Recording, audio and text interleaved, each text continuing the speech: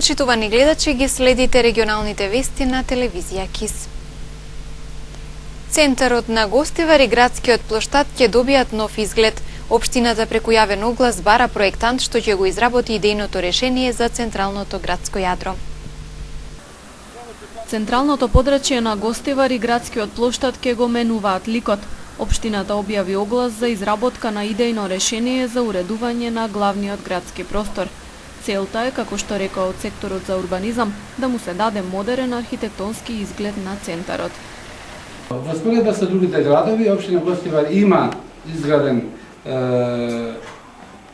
изградено плоштад за градот, меѓутоа тој плоштад е со концепт од минатото со комунистички елементи. Ние сега сакаме да ствараме концепт да демократизираме концептот на проектирање и архитектура на централното јадро на град Гостивар.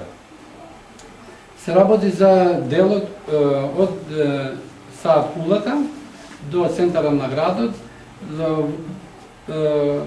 се ограничува со јужниот дел на паркот, малиот парк во градот, и во западна страна со крстосницата на булевар Браќа Џиновски. Проектантите што се заинтересирани да конкурираат на огласот треба да следат неколку насоки кои се однесуваат на заштита на објекти од културно-историско значење, зачувување на зеленилото и вклопување во урбанистичкиот план. Проектантите се обврзани архитектонското решение за централното јадро на градот да го приложат, меѓутоа да го имат во предвид решението на конзерваторскиот центар за заштитените објекти кои треба да се зачуват какви што се, со материјали и изгледи. Исто така, новите предвидени објекти мора да се придржат кон детален урбанистички план за блок 1 за централното јадро на град Гостивар. Со идејното архитектонско решение треба да се предвиди површина за одржување на јавни манифестации во градот. Како еден од битните елементи на проектот е наведено обезбедувањето на простор за поставување на обележје карактеристично за Гостивар. Од секторот за урбанизам велат дека засега не можат да дадат конкретни рокови кога на терен би започнале работите за изградба на новиот плоштад со оглед на обемноста и сложеноста на процедурите. Дводневна работилница во рамки на проектот Локални партнерства за социјална инклузија се одржа во Брвеница. Денешната работилница беше наменета за градење на консензус за локални приоритети. Проектот Локални партнерства за социјална инклузија се имплементира во рамки на четвртата компонента на ИПА програмата, значи е финансирано од Европската Унија. Асоцијацијата за демократски иницијативи АДИ од Гостивар е координатор на проектот, го имплементира во партнерство со Центарот за граѓански иницијативи од Прилеп и со Центарот за соработка и развој на невладини организации ЦНВУС од Словенија. Проектот има за основна цел да изгради локално партнерство помеѓу клучните локални чинители, односно представниците на локалната власт, локалната самоуправа, представници на Центарот за социјални работи, на Агенцијата за вработување, невладиниот сектор и бизнис секторот, во насока на решавање на проблемите на граѓаните, приоритетните проблеми на граѓаните од областа на социјалните проблеми, односно социјалната вклученост. Денешната работилница, која е прва од сетот на две предвидени работилници, има за цел да изгради консензус. Учесниците денес го дефинираат приоритетот на локално ниво, приоритетот за решавање во областа на социјалната исклученост. На втората работилница, која ќе биде работилница за градење на партнерство, која ќе се одржи некаде кон крајот на август, почетокот на септември, после летните одмори, би требало да го оформа тоа локално партнерство кој ќе го решава конкретниот проблем. Ќе се настојува да се напише и акциски план кој Советот на општина Брвеница, како и во преостанатите 4 општини опфатени со овој проект, би требало да го усвои на седница и понатаму да се имплементира. Преку овој проект социјална инклузија треба да се идентифицираат целните групи во нашата општина за полесно да знаат и граѓаните, па и локалната власт кај треба да ги пренасочи приоритетите. Иако што вака изгледа, мислим, малку како нереален или како формален, меѓутоа за нас лично и за јас сум многу заблагодарен бидејќи проектот се финансира од Европска унија и преку вакви проекти, кога ќе се зготвуваат вакви документи, ние ќе може директно да аплицираме за во ИПА фондовите токму ради на тие идентифицирани како целни групи. Ја мислам дека приоритет можеби ќе имат лицата со посебни потреби, ранливите групи и така натаму. И колку што гледам, тука се дава исто многу значаен момент. Тоа беше барање и од порано, меѓутоа ние стално сме кажале, ево сега сме веќе во фаза на размислување, не него дадов ја и налог на секторот урбанизам да спреми техничка документација кај ќе пристапиме за изградба на една градинка. Дали тоа ќе биде како јавно-приватно партнерство, дали ќе се финансира директно од Министерството за труд и социјална политика, како да е, тоа е приоритет број 1. И овде е идентифициран како најприоритет градинка, бидејќи имаме доста млади мајки кои работат, а имаат проблем со нивните деца. Така да ќе излезат од ова работилница уште други потреби барања. Ние како локална власт ево даваме предност на има тука присутни од сите категории, значи има од невладини, има од бизнис секторот, од нашите институции и на крај ќе се сумираат сите нивни предлози, ќе се спреми еден таков финален документ. Ја уште еднаш можем да упатам една голема благодарност до сите тие што помага да се реализираат вакви проекти во руралните општини.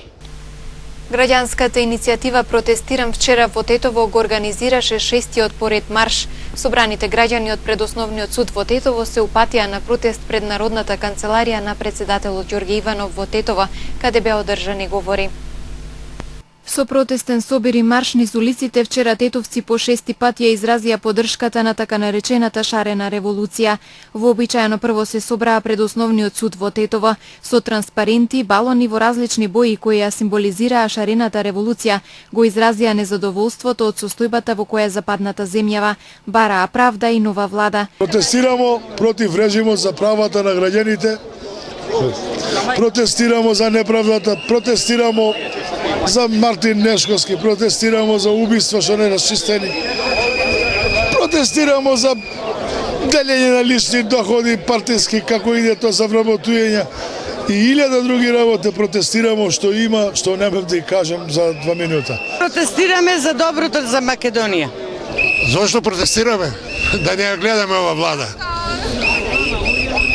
Протестираме затоа што доста беше од нив. Тортури, аболицијата да подхитно председател, неуставна работа. После 10 години можам едноставно да кажам дека Македонија свесно тоне во жив песок. Граѓаните на Македонија можат сонцето исклучиво да го видат на државната застава, а другата страна со другата политичка боја, веројатно луѓето носат розови наочари и темната страна на месечината им изгледа многу светло. Значи, они ја ценат работата по тоа што книгата ја почитуваат по корицата, а не што пишува внутра. И уште ова ќе ви кажам, зошто не го боиме овој суд тука, затоа што овој суд тука не го направи ВМРО, ова го направи Тито. И затоа никогаш ништо нема да му направиме лошо. Собраните граѓани од предосновниот суд во Тетово се упатија на протест пред Народната канцеларија на председателот Ѓорѓе Иванов во Тетово, каде беа одржани говори, беа упатени пораки за освеснување на граѓаните, неподдржување на криминалот и барање на правда и мир. Лицата кои што ја водат оваа држава ја ништат истата. Не само што ја крадат, тоа е најмала работа, затоа што ја уништуваат човечкиот фактор. Затоа што прво земаа ги поделија па ги направија на големи македонци и македончиња. А македонецот никогаш не бил ни голем ни мал, тој бил секогаш македонец. Они, изфрустрирани од себе, направија да ги направат на два народа. Од тоа направија и два столба, не само два столба, него два стебла на нацијата. Направија нација од македонец, која што постоела од кога е државата створена, и оноа што они сакаат да го протежираат од некое античко доба. И со тоа ја ништат нацијата. Со тоа го ништат македонскиот народ и неговиот просперитет. Со тоа го исмејаваат во меѓународната заедница, а тоа е оноа што многу тешко македонскиот народ утре ќе го исправи. Не е праведно една фасада, многу грда фасада на владата поставена за 15 милиони евра, а да не се градат училишта, да не се реновираат училишта низ Македонија. Таа фасада чинеше некаде 15 милиони евра, платени со пари на граѓаните. Ние тоа ќе го промениме. Со тие пари може да се направат десетина, само од фасадата, десетина училишта низ Македонија, вклучително и тука, во Тетово.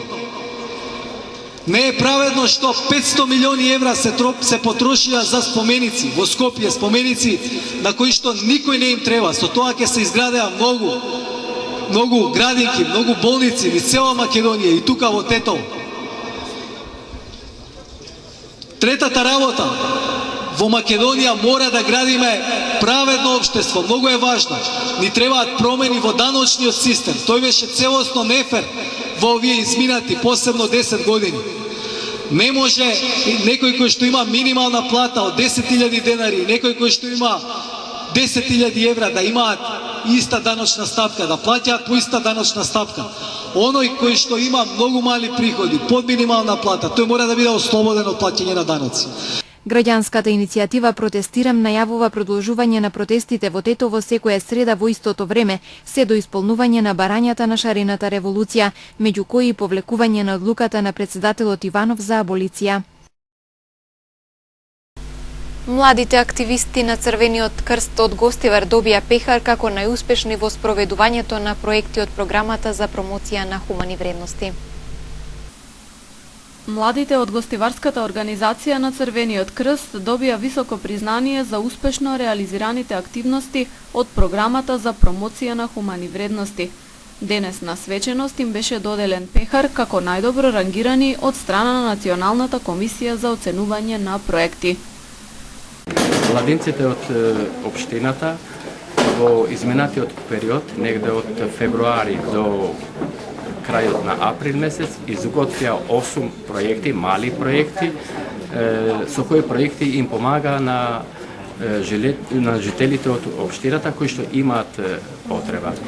Од тие 8 проекти, од инструкторите на проектот Црвен крст во акција промоција на хумани вредности, беа вреднувани со највисока оценка 5 со сонце, и денеска е прослава, значи градот Гостивар го доби трофејот за овие заедно со младинците од Битола.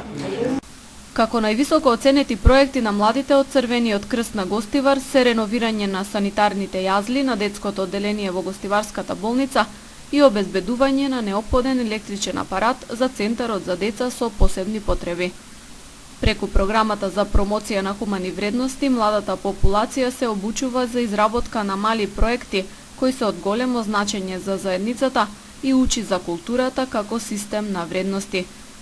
Во текот на 2016 година на ниво на Македонија биле реализирани над 180 мали проекти, од кои помош имале 3000 граѓани од ранливите категории. Сообраќајка во која 4 лица се здобија со тешки телесни повреди регистрираше полицијата на регионалниот пат Маврово-Јанови Дебар. Полицискиот билтен бележи 2 нарушувања на јавниот ред и мир во Гостиварско.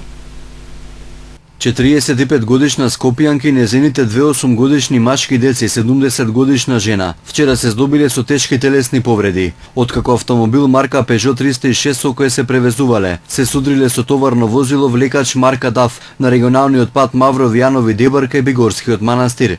Повредените по укажаната помош во болниците во Дебар и Гостивар пренесени се на скопските клиники, каде се задржани за натамошно лекување. По властување најавен обвинител увид извршила екипа од полициската станица Гостивар. Се утврдува причината за незгодата, додека вкупната материјална штета се проценува на 300.000 денари.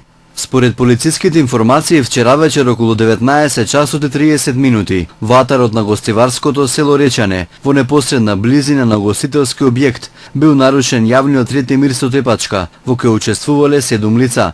Учесниците во тепачката сите од Речане, освен едно лице кое било од Врањовце, размениле повеќе топаници пошто се вмешале гости од блискиот објект и ги разделиле. Набрзо во полициската станица Гостивар приведени се 4 од учесниците. Се работи на целосно рачистување на нарушувањето на јавниот ред и мир, пошто ќе следува соодветен поднесок. Нарушување на јавниот ред и мир вчера околу 17 часот и 30 минути било пријавено и Гостиварска долна бањица, во близина на тамошната црква. Во нарушувањето учествувале 58 годишник и неговите синови кои биле во товарно возило и 21 годишен жител од Бањешници, 24 годишник од Долна Бањица, кои се наоѓале во патничко возило. Меѓу нив почнала вербална расправија поради разминување на возилата, која прераснала во меѓусебна тепачка. 5 учесници приведени се во полициската станица Гостивар и ќе се соочат со соодветен поднесок. До 15 месецов сточарите треба да поднесат барања за произведено и продадено млеко во првите 4 месеци од годинава. 15 јуни е последниот рок до кога сточарите треба да поднесат барање за произведено и продадено млеко во периодот од 1 јануари до 30 април 2016 година. Поднесувањето барање за програмата за финансиска поддршка во земјоделството за 2016 година е во тек и ќе трае до крајот на овој месец, односно до 30 јуни. Од Министерството за земјоделство, шумарство и водостопанство, подрачна единица Тетово, ги потсетуваат сите земјоделци кои аплицираат за програмата за финансиска поддршка во земјоделството за 2016 да ги запазат роковите. Сите апликанти кои имаат живеалиште во општина Боговиње, барање треба да поднесат во Министерството за земјоделство, шумарство и водостопанство, подрачна единица Боговиње, односно во поранешната зграда на општина Боговиње во село Камењане.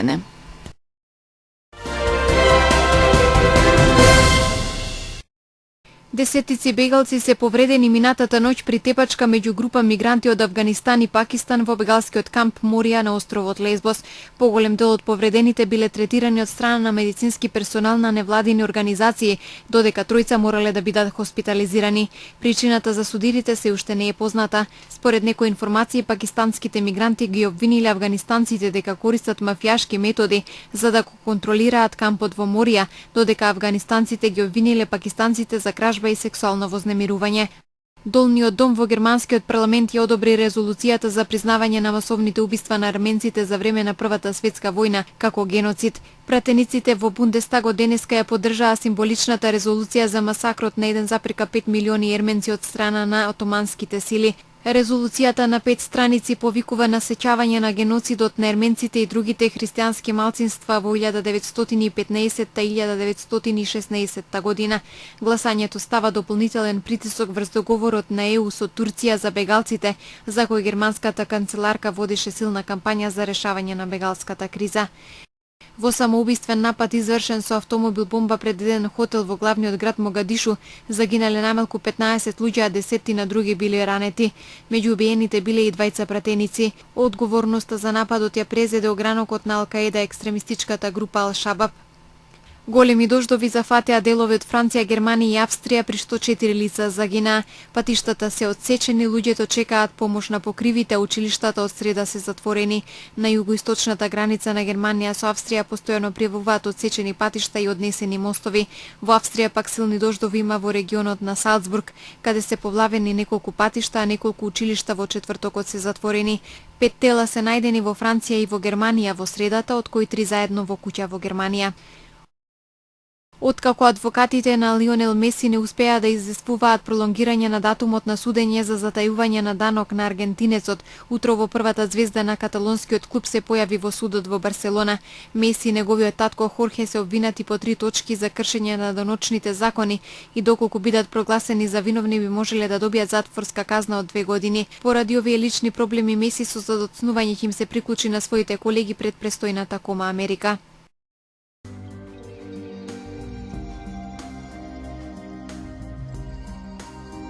Денес имавме сончево време со умерена облачност, попладне со услови за краткотраен дожд и грмежи.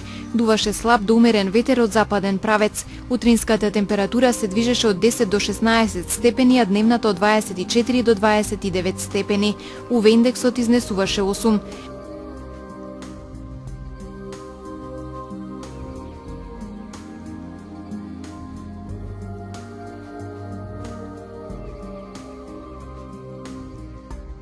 За утре метеоролозите прогнозираат сончево време со умерена облачност, а попладне со услови за краткотраен дожд и грмежи. Утринската температура ќе се движи од 8 до 15 степени, а дневната од 22 до 27 степени. УВ индексот ќе изнесува 8.